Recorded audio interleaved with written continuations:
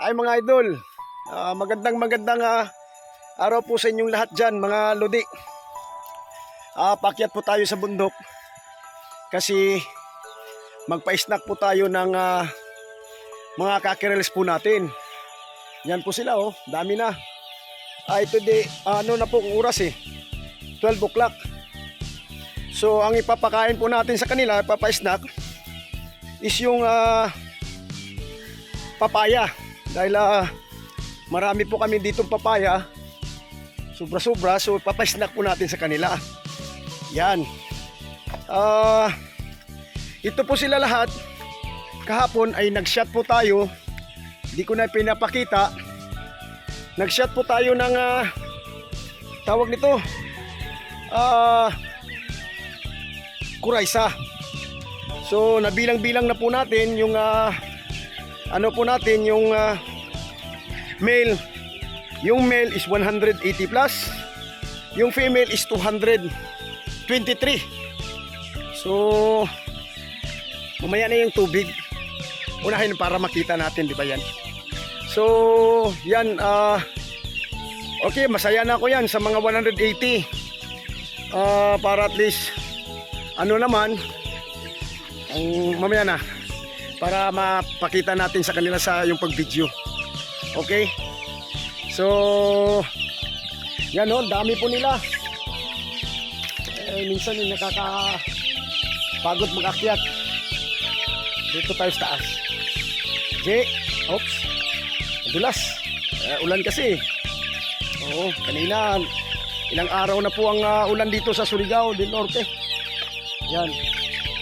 So, papakita ko sa inyo kung gaano po sila ka-healthy. So at least ito pong ginagawa po natin ngayon na pang ano po natin is tawag nito mga idol, yung tawag nito, papaalam ko sa mga nagpahulog sa atin na andito na po yung mga sisiyo po natin na mga healthy. So okay, tingnan nyo, pinapakain po namin ng papaya. Yan, ubos-ubos yan. Para pag-snack lang po nila papaya. Kasi dinandahan ko na po sila pag tawag nito, pag pakain ng umaga at hapon na lang. So konti-konti na lang yung pa-snack po natin sa tawag nito, sa tanghalian, para pa-snack po natin sa kanila. Yan. So, dami nila oh. So, yung iba ay nakaka-snack na, yung iba hindi pa no. Medyo busog pa. Dahil full blast po ako magpapakain ng umaga.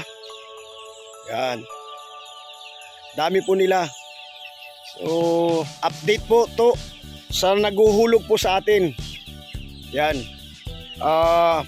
Kung gusto nyo ako i-PM mga idol sa yung naguhulog sa atin, na yung nagsusubscribe, PM nyo lang ako. Kasi meron din ako i-explain, yung 5K po natin ay wala po tayong na ano, at saka yung pure na high caliber gray ay konti lang po. So i-explain ko yan sa inyo kung ituloy nyo ba pagkuha, palitan nyo na ng bloodline. Yan. Kulang pa pala ano, yan. Kulang pa.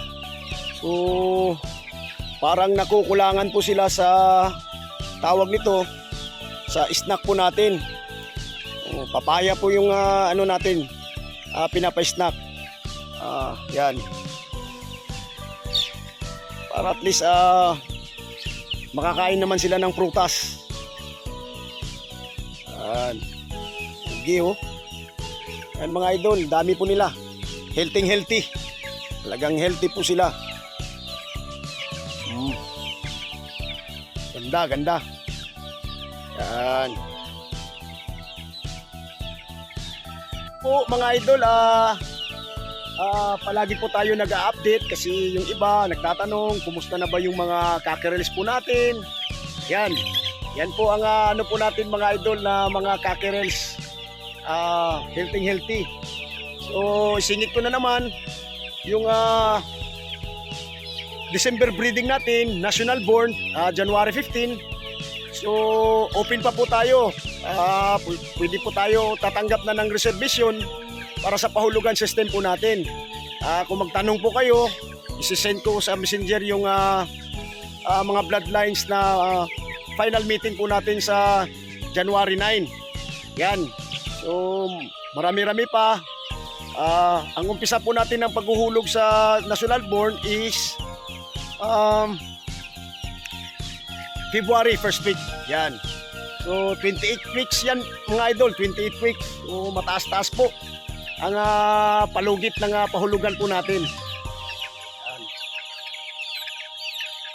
Namayagpag po sila sa pagka-healthy po nila.